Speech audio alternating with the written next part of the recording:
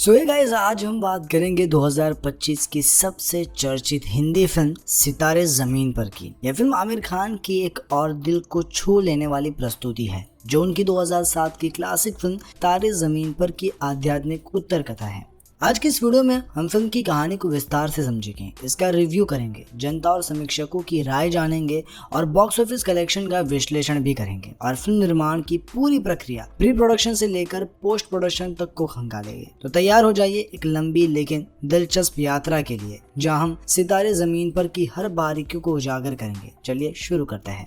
सितारे जमीन पर एक ऐसी कहानी है जो हंसी, आंसू और जीवन के गहरे सबको एक साथ पिरोती है। ये फिल्म 2018 की स्पेनिश फिल्म कैंपियोनेस की आधिकारिक रिमेक है, लेकिन इसे भारतीय संदर्भ में ढाला गया है, जिसमें आमिर खान का जादू और निर्देशक RS प्रसन्ना की संवेदनशीलता साफ झलकती है। आइए कहानी को शुरू से अंत तक समझते हैं, हर किरदार, हर मोड़ और हर भावना को छूते हुए। फिल्म की शुरुआत होती है दिल्ली में, जहां मिलते हैं गुलशन अरोड़ा से, जिसका किरदार निभा रहे हैं आमिर खान। गुलशन एक बास्केटबॉल असिस्टेंट कोच है जो कभी एक होनहार खिलाड़ी था, लेकिन अब उसका करियर और निजी जीवन दोनों ही डगमगा रहे हैं। गुलशन का स्वभाव बड़ा ही उग्र और अहंकारी है। वह न सिर्फ अपनी टीम के सीनियर कोच से झगड़ करता है, बल्कि अपनी जिंदगी में हर किसी को अपमानित करने का कोई मौका नहीं छोड़ता। उसकी ये बेबाकी और गुस्सा उसे मुसीबत में डाल देता है जब वह नशे में गाड़ी चलाते हुए पुलिस की गाड़ी से टकरा जाता है। अदालत में गुलशन के सामने दो रास्ते हैं, या तो जेल की सजा काटे या फिर सामुदायिक सेवा करे।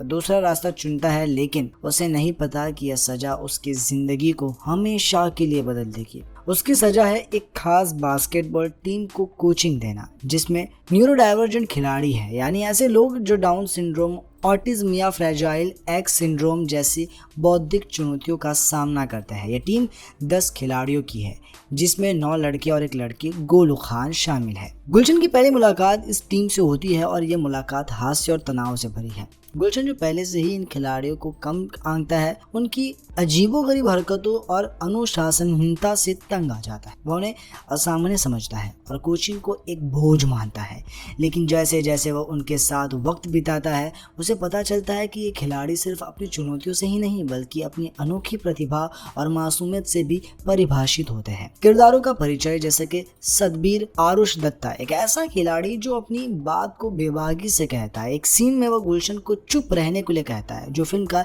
एक यादगार पल है। हर गोविंदा, इस किरदार को थोड़ा गहराई दी गई है। वह एक ऐसा खिलाड़ी है जिसकी अपनी एक छोटी सी कहानी है जो दर्शकों को भावुक करती है। गोलू खान एक मात्र महिला खिलाड़ी जो अपने गुस्से और जुनून के लिए जानी जाती है। बाकी खिलाड़ी आयुष भंसाली, आशीष पेंडसे, ऋषि शहानी, गोपी कृष्ण के वर्मा, ऋषभ जैन, वेदांग शर्मा और संवती देसाई हर एक अपनी खासियत के साथ कहानी में रंग भरते हैं। फिल्म का पहला हिस्सा गुलशन के अहंकार और उसकी इस नई जिम्मेदारी के बीच के टकराव को दिखाता है, लेकिन धीरे धीरे ये खिलाड़ी गुलशन के लिए सिर्फ एक टीम नहीं, बल्कि एक परिवार बन जाते हैं। एक खास सीन में करतार पाजी गुलशन को बताते हैं कि हर किसी का अपना नॉर्मल होता है। यह डायलॉग फिल्म का मूल मंत्र बन जाता है। गुलशन को समझ आता है कि ये खिलाड़ी अपनी कमियों के बावजूद जिंदगी को पूरी शिद्दत से जीते हैं। गुलशन की निजी जिंदगी की उथल पुथल भरी हुई है। उसकी पत्नी सुनीता उससे अलग होने के कगार पर है, क्योंकि गुलशन का गैर जिम्मेदाराना रवैया उसे परेशान करता है। उसकी माँ प्रीतो और उसका वकील सुरिंदर उसे सही रास्ते पर लाने की कोशिश करते हैं। ये किरदार गुलशन की कहानी में भावनात्मक गहराई जोड़ते हैं। फिल्म का दूसरा हिस्सा टूर्नामेंट की तैयारी पर केंद्रित है। गुलशन और उसकी टीम को कई चुनौतियों का सामना करना पड़ता है। खिलाड़ियों की शारीरिक और मानसिक सीमाएं, समाज की अपेक्षाएं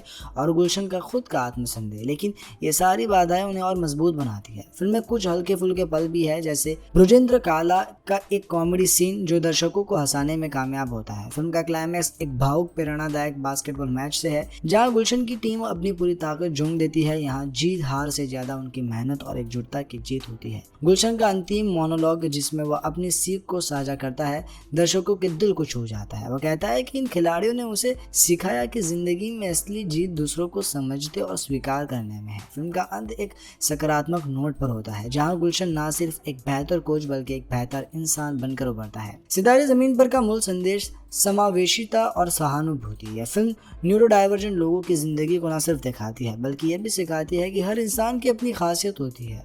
यह समाज से सवाल करती है कि हम सामान्य को कैसे परिभाषित करते हैं और हमें दूसरों को उनके जैसा ही स्वीकार करना चाहिए। कहानी में हास्य, ड्रामा और भावनाओं का बेहतरीन मिश्रण है। ये तारे जमीन पर की तरह आंसुओं पर ज्यादा केंद्रित नहीं है बल्कि हंसी और प्रेरणा के जरिए अपना संदेश देती है। कुछ दर्शकों को लग सकता है कि कहानी में कुछ हिस्से खींचे हुए हैं, खासकर दूसरा हाफ, लेकिन कुल मिलाकर ये एक दिल को छू लेने वाली कहानी है। अब बारी है सितारे जमीन पर का रिव्यू करने की। हम इस फिल्म को हर पहलुओं से परखेंगे, acting, direction, script, music, cinematography और कुल मिलाकर इसका प्रभाव। सबसे पहले एक्टिंग। आमिर खान जैसा कि हमेशा होता है इस फिल्म की जान है। गुलशन अरोड़ा के किरदार में वह एक अहंकारी, गुस्से लेकिन धीरे धीरे बदलते इंसान को बखूबी निभाते हैं।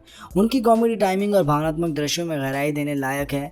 जेनेलिया देशमुख सुनीता के रोल में प्रभावी, हालांकि उनका किरदार पहले हाफ में कम नजर आता है। न्यूरो डाइवर्जेंट खिलाड़ियों की कास्ट आरुष दत्ता, सिमरन मंगेशकर, नमन मिश्रा और बाकी अद्भुत है। ये सभी पहली बार अभिनय कर रहे हैं लेकिन उनकी मासूमियत और ऊर्जा स्क्रीन पर छा जाती है। सहायक कलाकारों में डॉली, अहुल्या बालिया, भुजेंद्र काला और गुरपाल सिंह अपने छोटे छोटे रोल्स में भी याद रहते हैं। अब डायरेक्शन की बात करें तो RS प्रसन्ना का डायरेक्शन संवेदनशीलता और संतुलित है। उन्होंने एक विदेशी कहानी को भारतीय संदर्भ में ढालने में कामयाबी हासिल की है। हालांकि कुछ दृश्यों में पेसिंग थोड़ी धीमी हो जाती है, लेकिन कुल मिलाकर उन्होंने कहानी को हल्के फुल्के अंदाज में पेश किया है जो दर्शकों को बांधे रखता है। स्क्रिप्ट और डायलॉग्स में दिव्य निधि शर्मा की स्क्रिप्ट में हास्य और भावनाओं का अच्छा बैलेंस है। डायलॉग साधारण लेकिन प्रभावी है, खासकर वो जो न्यूरो डाइवर्जेंट लोगों की जिंदगी को समझाने की कोशिश करते हैं। हालांकि कुछ समीक्षकों का मानना है कि स्क्रिप्ट में बार बार दोहराया गया है, संदेश थोड़ा बोझिल हो जाता है। म्यूजिक में शंकर एहसान लॉय का म्यूजिक इस फिल्म का कमजोर पक्ष है। तारे जमीन पर के आइकॉनिक गानों की तुलना में यहाँ के गाने गुड फॉर नथिंग, शुभ मंगलम और टाइटल ट्रैक ज्यादा प्रभाव नहीं छोड़ते। हालांकि राम संपत का बैकग्राउंड स्कोर कहानी के मूड को अच्छे से सपोर्ट करता है। सिनेमेटोग्राफी और प्रोडक्शन डिजाइन, श्रीनिवास रेड्डी की सिनेमेटोग्राफी ठीक ठाक है, लेकिन कुछ बास्केटबॉल सीन में और डायनामिज्म की कमी खलती है। प्रोडक्शन डिजाइन और कॉस्ट्यूम रियलिस्टिक है जो कहानी को और विश्वसनीय बनाते हैं। सितारे जमीन पर एक दिल को छू लेने वाली हल्की फुल्की और प्रेरणादायक फिल्म है। तारे जमीन की ऊंचाइयों को छू नहीं पाती लेकिन अपनी सादगी और सकारात्मक संदेश के दम पर दर्शकों का दिल जीत लेती है। ये एक ऐसी फिल्म है जिसे परिवार के साथ देखा जा सकता है और जो आपको हंसाने के साथ साथ सोचने पर भी मजबूर करती है। अब चलिए जानते हैं जनता का रिव्यू क्या है। एक दर्शक ने एक्स पर लिखा, #सितारे जमीन पर एक शानदार फिल्म है। इसे नापसंद करना मुश्किल है क्योंकि इसका सब्जेक्ट इतना खूबसूरत है कि यह एक आसान क्राउड प्लीजर है जिसमें नैतिक सबक है। एक यूजर ने लिखा, अगर आप #सितारे जमीन पर को थिएटर में मिस करते हैं तो बाद में ये शिकायत न करें कि बॉलीवुड अच्छी फिल्में नहीं बनाता। कई दर्शकों ने फिल्म को भावनात्मक, रोलर कोस्टर और परिवार के लिए परफेक्ट बताया। खासतौर पर न्यूरो डाइवर्जेंट किरदारों की मासूमियत और ऊर्जा ने लोगों का दिल जीता। कुछ दर्शकों को फिल्म का निराशाजनक लगी। एक यूजर ने बुक माई शो पर लिखा, पैथेटिक फिल्म, मैं इंटरवल के बाद थिएटर से निकल गया। मेरे हिसाब से ये सबसे खराब फिल्म है। कुछ ने शिकायत की कि फिल्म तारे जमीन पर के मुकाबले कमजोर है और इसका दूसरा खींचा हुआ लगता है। एक रेडिट यूजर ने लिखा, ये अच्छी है लेकिन शानदार नहीं है। मैं न्यूरो डाइवर्जेंट बच्चों के साथ इमोशनल कनेक्शन नहीं बना पाया। कुल मिलाकर जनता की राय मिली जुली है, लेकिन ज्यादातर दर्शकों ने फिल्म को इसके संदेश और हल्के फुल्के अंदाज के लिए सराहा। खासकर परिवार और बच्चों के साथ देखने वाली फिल्म ने खूब पसंद किया। सोशल मीडिया पर #सितारे जमीन पर ट्रेंड करता रहा और फिल्म ने वर्ड ऑफ माउथ के दम पर अच्छा प्रदर्शन भी किया। अब बारी है समीक्षकों की राय की। सितारे जमीन पर को क्रिटिक्स से मिली जुली प्रतिक्रिया मिली है। कुछ ने इसे आमिर खान की एक और दिल जीतने वाली फिल्म बताया तो कुछ ने इसे तारे जमीन पर की छाया से बाहर न निकल पाने वाली फिल्म को करार दिया। आइए कुछ प्रमुख रिव्यूज देखते हैं। इंडियन एक्सप्रेस के शुभ्र गुप्ता ने आमिर खान के एक दिल जीतने वाली कॉमेडी में पूरी तरह से कॉमिक परफॉर्मेंस दी। यह फिल्म तब तक उतनी अच्छी नहीं होती जब तक आमिर खुद को पूरी तरह से एक जज हीरो के रूप में पेश नहीं करते। उन्होंने रेटिंग 5/3.5 दी है। फिल्म फेयर के देवेश शर्मा ने कहा कि यह एक ऐसी फिल्म है जो मनोरंजन के साथ साथ सिखाती भी है, बिना प्रचारात्मक हुए। यह समाज को आईना दिखाती है और हमें और दयालु, नम्र और स्वीकार करने वाला बनने के लिए प्रेरित करती है। और इन्होंने फिल्म को 5 में से 4 रेटिंग दी है। इंडिया टुडे, ये फिल्म आपको विश्वास दिलाती है कि दुनिया में अभी भी अच्छाई बाकी है। हंसी और गहरे संतोष का एक खूबसूरत मिश्रण है। नकारात्मक पहलू की बात करें तो याद हिंद के शिलाजीत मित्रा ने कहा है कि एक आदर्श आमिर खान फिल्म मनोरंजक और शिक्षाप्रद दोनों ही हो सकती है, लेकिन सितारे जमीन पर अपनी अच्छी नीयत के बावजूद सिर्फ परेशान करने वाली है। Hollywood reporter India Rahul Desai ने लिखा, ये फिल्म बहुत प्रचारात्मक है और एक क्लासिक अंडरडॉग कहानी बनने से चूक जाती है। इसका नजरिया थोड़ा एबेलिस्ट लगता है। रेडिफ.com मयूर सनप ने लिखा, ये एक फील गुड कोशिश है जो अपनी नाटकीय ऊंचाइयों तक नहीं पहुंच पाती, और उन्होंने 5 में से इस फिल्म को 2 रेटिंग दी है। रॉटेन टोमेटोज पर फिल्म को 16 समीक्षों में से 75% पॉजिटिव रिव्यू मिले। औसत रेटिंग 6.7 आउट ऑफ 10 रही। ये दर्शाता है कि फिल्म को ज्यादातर समीक्षकों ने सराहा, लेकिन कुछ ने इसकी कमियों को उजागर भी किया। समीक्षकों का मानना है कि सितारे जमीन पर एक अच्छी नियत वाली फिल्म तो है जो अपने संदेश को हल्के फुल्के अंदाज में पेश करती है, लेकिन तारे जमीन की तुलना में यह कम प्रभावशाली है। आमिर खान की परफॉर्मेंस और न्यूरो डाइवर्जेंट कास्ट की मासूमियत को खूब सराहा गया, लेकिन स्क्रिप्ट के दोहराव और धीमी पेसिंग कुछ समीक्षकों को खटकी। अब बात करते हैं सितारे जमीन पर के बॉक्स ऑफिस प्रदर्शन की। आमिर खान की पिछली 2 फिल्म ठग्स ऑफ हिंदुस्तान और लाल सिंह चड्ढा बॉक्स ऑफिस पर असफल रही थी, इसीलिए इस फिल्म से बहुत उम्मीदें थी। आइए आंकड़ों के जरिए समझते हैं कि फिल्म ने कैसे प्रदर्शन किया। ओपनिंग डे और वीकेंड पर फिल्म ने पहले दिन 19.50 करोड़ की कमाई की, जिसमें 6.75 करोड़ इंटरनेशनल मार्केट से है। पहला वीकेंड ओपनिंग वीकेंड में फिल्म ने 95 से 96 करोड़ कमाए, जो एक ठोस शुरुआत थी। 4 दिन में 100 करोड़। फिल्म ने रिलीज के 4 दिनों में ही वर्ल्ड वाइड 100 करोड़ का आंकड़ा पार कर लिया। पहला हफ्ता और उसके बाद पहले हफ्ते में अंत तक फिल्म ने 143.50 करोड़ वर्ल्ड वाइड कमाए। दूसरे वीकेंड पर इस फिल्म ने 200 करोड़ रुपए का आंकड़ा छुआ और 15वें दिन में फिल्म ने 270.50 करोड़ वर्ल्ड वाइड कमाए, जिसमें भारत में 164.80 करोड़ और ओवरसीज में $6 मिलियन शामिल थे। चौथे वीकेंड पर फिल्म ने 254 करोड़ कमाए और 261 करोड़ के साथ 2025 की तीसरी सबसे ज्यादा कमाई करने वाली हिंदी फिल्म बनी। फिल्म का प्रोडक्शन बजट 90 करोड़ रुपए था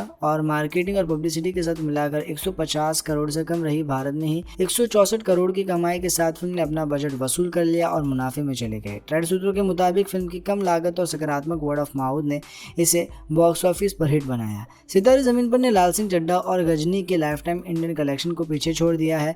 ये 2025 की चौथी सबसे ज्यादा कमाई करने वाली भारतीय फिल्म और तीसरी सबसे ज्यादा कमाई करने वाली हिंदी फिल्म बनी। छावा, हाउसफुल 5 और रेड 2 के बाद अमेरिका की सबसे बड़ी हिट दंगल, पीके, धूम 3 और 3 इडियट्स के मुकाबले ये पीछे रहे, लेकिन इसने आमिर खान की बॉक्स ऑफिस साख को फिर से मजबूत किया। सितारे जमीन पर ने धीमी शुरुआत के बावजूद वर्ड ऑफ माउथ के दम पर शानदार प्रदर्शन किया। ये आमिर खान के लिए एक जरूरी वापसी थी और थिएटर मालिकों ने उन्हें बॉक्स ऑफिस का बादशाह कहकर सम्मानित भी किया। अब हम आपको ले चलते हैं सितारे जमीन पर के निर्माण की दुनिया में। एक फिल्म बनाना सिर्फ कैमरे के सामने अभिनय करना नहीं है, एक लंबी, जटिल और रचनात्मक प्रक्रिया है। आइए प्री प्रोडक्शन से लेकर पोस्ट प्रोडक्शन हर चरण को समझते हैं। सितारे जमीन पर की शुरुआत 2018 की स्पेनिश फिल्म कैंपियोने से प्रेरित थी। आमिर खान और उनकी production company Aamir Khan production ने इसे तारे जमीन पर की आध्यात्मिक उत्तर कथा के रूप में देखा। आमिर ने इसे हास्य और समावेश की कहानी बताया जो तारे जमीन पर से 10 कदम आगे है। स्क्रिप्ट लेखन दिव्या निधि शर्मा ने स्क्रिप्ट को भारतीय संदर्भ में ढाला।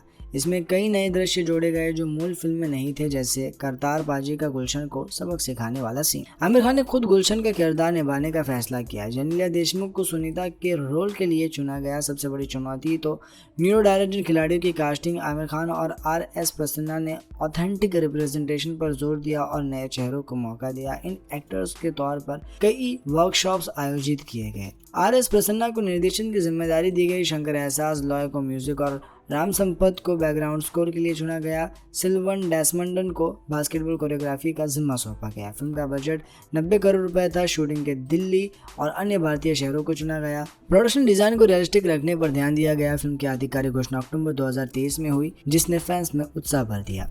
प्रिंसिपल फोटोग्राफी अक्टूबर 2023 में शुरू हुई और जून 2024 तक 4 महीनों में पूरी हुई। न्यूरो डाइवर्जेंट एक्टर्स के साथ काम करना एक बड़ी चुनौती थी। उनकी सहजता को स्क्रीन पर लाने के लिए क्रू को खास ट्रेनिंग दी गई। बास्केटबॉल सीन्स की शूटिंग के लिए स्विल डेसमंड ने खिलाड़ियों को कोरियोग्राफ किया, जो अपने आप में एक जटिल प्रक्रिया थी। आमिर खान ने न सिर्फ अभिनय किया बल्कि प्रोड्यूसर के तौर पर भी हर छोटी बड़ी डिटेल पर नजर रखी। उनकी परफेक्ट छवि इस फिल्म में भी साफ देखी। चारुशी रॉय ने एडिटिंग की जिम्मेदारी संभाली। कुछ समीक्षकों ने कहा कि एडिटिंग और स्क्रिप्ट हो सकती थी, खासकर दूसरे हाथ में। शंकर एहसान लॉय ने गाने रिकॉर्ड किए और राम संपत ने बैकग्राउंड स्कोर को फाइनल किया। गानों को कहानी में अच्छे से जोड़ा गया, लेकिन वे बहुत हिट नहीं हुए। फिल्म में VFX का इस्तेमाल न्यूनतम था क्योंकि कहानी रियलिस्टिक थी। कलर ग्रेडिंग और साउंड मिक्सिंग ने फिल्म को एक साथ साफ सुथरा लेके गया। मूल रूप से दिसंबर 2024 में रिलीज होने वाली यह फिल्म 2025 में तक अटक गई क्योंकि आमिर पोस्ट प्रोडक्शन में कोई कमी नहीं चाहते थे। फिल्म को 6000 से ज्यादा स्क्रीन पर रिलीज किया गया। आमिर ने रिलीज से पहले कई शहरों में प्रमोशनल इवेंट्स किए, एक खास पब्लिक स्क्रीनिंग में वर्ड ऑफ माउथ को बूस्ट किया। ट्रेलर को मई 2025 में रिलीज किया गया, जिसे जनता ने खूब पसंद किया। बॉलीवुड के सितारे शाहरुख खान, सलमान खान और अन्य ने प्रीमियर में शिरकत की, जिससे फिल्म को और हाइप मिली। सितारे जमीन पर का निर्माण एक जुनून और समर्पण की मिसाल है। आमिर खान और उनकी टीम ने न सिर्फ एक मनोरंजन फिल्म बताई, बल्कि न्यूरो डाइवर्जेंट लोगों की कहानी को गरिमा के साथ पेश किया। ये फिल्म एक बार फिर साबित करती है कि अच्छी कहानियां और सच्ची मेहनत हमेशा दर्शकों तक पहुंचती है। सितारे जमीन पर सिर्फ एक फिल्म नहीं है, ये एक आंदोलन है जो समाज के उन हिस्सों को रोशन देती है जिन्हें अक्सर अनदेखा कर दिया जाता है। आज हम इस फिल्म के उन पहलुओं की बात करेंगे जो शायद पहले नहीं बताए गए। हम देखेंगे कि कैसे इस फिल्म ने न्यूरो डाइवर्जेंट समुदाय को आवाज दी, इसका सांस्कृतिक और सामाजिक महत्व क्या है, तकनीकी स्तर पर इसकी खासियत क्या है, और कुछ ऐसी अनकही कहानियां जो इसकी शूटिंग और निर्माण के दौरान सामने आई। तो तैयार हो जाइए एक और दिलचस्प सफर के लिए। सितारे जमीन पर की सबसे बड़ी ताकत है इसका न्यूरो डाइवर्जेंट समुदाय के प्रति संवेदनशील रवैया। ये फिल्म न सिर्फ उनकी कहानी बताती है, बल्कि उन्हें स्क्रीन पर ऑथेंटिक तरीके से पेश भी करती है। आइए समझते हैं कि कैसे इस फिल्म ने इस समुदाय के साथ एक गहरा रिश्ता बनाया। आमिर खान और निर्देशक RS प्रसन्ना ने शुरू से ही तय कर दिया था कि न्यूरो डाइवर्जेंट किरदारों को वास्तविक न्यूरो डाइवर्जेंट लोग ही निभाएंगे। इसके लिए उन्होंने कई NGO और संगठनों जैसे कि एक्शन फॉर ऑटिज्म और इंडिया डाउन सिंड्रोम एसोसिएशन के साथ मिलकर काम किया। ऑडिशन प्रक्रिया में सैकड़ों लोगों ने हिस्सा लिया और 10 अभिनेताओं ने आरुष दत्ता, सिमरन मंगेशकर, नमन मिश्रा, आयुष भंसाली, आशीष पेंडसे, ऋषि शाहनी, गोपी कृष्ण के वर्मा, ऋषभ जैन, वेदांत शर्मा और संवित देसाई को चुना गया। इनमें से कुछ के पास अभिनय का कोई अनुभव नहीं था, लेकिन उनकी मासूमियत और अस्वाभाविकता ने स्क्रीन पर जादू कर दिया। इन अभिनेताओं को तैयार करने के लिए कई महीनों तक वर्कशॉप आयोजित किए गए। इन वर्कशॉप में से न सिर्फ अभिनय की बारीकियां सिखाई गई, बल्कि बास्केटबॉल के बेसिक्स भी सिखाए गए। सिल्वन डेसमंड, जो बास्केटबॉल कोरियोग्राफर थे, उन्होंने बताया कि इन खिलाड़ियों की ऊर्जा और सीख की ललक ने उन्हें हैरान कर दिया। एक वर्कशॉप में सिमरन मंगेशकर, जो गोलू खान का किरदार निभाती है, उन्होंने अपने गुस्से वाली सीन को इतनी सस्ता से किया कि पूरी यूनिट तालियां बजाने लगी। फिल्म के सेट्स को न्यूरो डाइवर्जेंट अभिनेता के लिए अनुकूल बनाया गया। हर अभिनेता का साथ एक मेंटर था जो उनकी ज़रूरतों को समझता था। शूटिंग के दौरान ब्रेक की संख्या बढ़ाई गई और कुछ अभिनेताओं के लिए सीन को छोटा और सरल किया गया। आमिर खान ने खुद कई बार शूटिंग रोककर उनके साथ समय बिताया ताकि वे सहज महसूस करें। इंटरव्यू में आरुष दत्ता ने कहा, आमिर सर हमें अपने दोस्त की तरह ट्रीट करते हैं, हमें कभी लगा नहीं कि हम अलग हैं। फिल्म रिलीज होने के बाद न्यूरो डाइवर्जेंट समुदाय और उनके परिवारों ने इसे खूब सराहा। कई संगठनों ने आमिर खान को सम्मानित किया और सोशल मीडिया पर हैशटैग सितारे जमीन पर को न्यूरो डाइवर्जेंट लोगों के लिए एक गेम चेंजर बताया। एक ट्वीट में एक पेरेंट ने लिखा, मेरे बेटे गोलू खान को देखकर कहा, मम्मी मैं भी ऐसा बन सकता हूँ। यह फिल्म हमारे बच्चों को सपने दे रही है। हालांकि कुछ समीक्षकों ने यह भी कहा कि फिल्म का नजरिया कुछ जगहों पर एबलिस्ट लगता है, क्योंकि यह न्यूरो डाइवर्जेंट लोगों को प्रेरणादायक दिखाना ज्यादा जोर देती है बजाय उनकी रोजमर्रा की जिंदगी को दिखाने के। सितारे जमीन पर न्यूरो डाइवर्जेंट समुदाय को न सिर्फ स्क्रीन पर जगह दी, बल्कि उनके लिए सम्मान और समझ पैदा की। यह एक ऐसा कदम है जो बॉलीवुड में कम ही देखा गया और इसके लिए आमिर खान और उनकी टीम की तारीफ बनती है। हर अच्छी फिल्म समाज पर छाप छोड़ती है और सितारे जमीन पर भी इसका अपवाद नहीं है। ये फिल्म न सिर्फ मनोरंजन करती है बल्कि समाज बदलाव की बात भी करती है। आइए इसके सामाजिक और सांस्कृतिक प्रभाव को समझते हैं। फिल्म का मूल संदेश कि हर इंसान खास है, चाहे वह किसी भी तरह का क्यों ना हो। यह समाज से सवाल करती है कि हम सामान्य को कैसे परिभाषित करते हैं। एक सीन में करतार पाजी का डायलॉग हर किसी का अपना नॉर्मल होता है दर्शकों को दिल में उतर जाता है। इस संदेश ने स्कूल, कॉलेज और कार्यस्थल में समावेश पर चर्चा को बढ़ावा दिया। कई शिक्षकों ने अपने छात्रों को यह फिल्म दिखाई ताकि वे न्यूरो डाइवर्जेंट लोगों को बेहतर समझ सके। सितारे जमीन पर मूल रूप से स्पेनिश फिल्म कैंपियोंसे की रिमेक है, लेकिन इसे भारतीय संस्कृति संदर्भ में डाला गया। दिल्ली की पृष्ठभूमि, गुलशन के पंजाब, माँ प्रीतो और भुजेंद्र काला जैसे किरदार के हल्के फुल्के हास्य ने फिल्म को देसी टच दिया। साथ ही भारतीय समाज के न्यूरो डाइवर्जेंट लोगों के प्रति उपेक्षा और उनके परिवारों की चुनौतियों को भी संवेदनशीलता से दिखाया गया। उदाहरण के लिए एक सीन में हरगोविंद के परिवार की आर्थिक तंगी और सामाजिक दबाव को दिखाया गया जो भारतीय दर्शकों से तुरंत जुड़ गया। फिल्म ने न्यूरो डाइवर्जेंट लोगों के लिए जागरूकता बढ़ाने के लिए बड़ी भूमिका निभाई। रिलीज के बाद कई NGO ने अपने फंड राइजिंग इवेंट्स में इस फिल्म का जिक्र किया। आमिर खान ने भी कई चैरिटी स्क्रीनिंग का आयोजित किया जिनका पैसा न्यूरो डाइवर्जेंट बच्चों की शिक्षा और थेरेपी के लिए किया गया। केवल में आमिर खान ने कहा, यह फिल्म मेरे लिए सिर्फ एक प्रोजेक्ट नहीं बल्कि एक मिशन है। उनकी बात दर्शकों को प्रेरित करती है।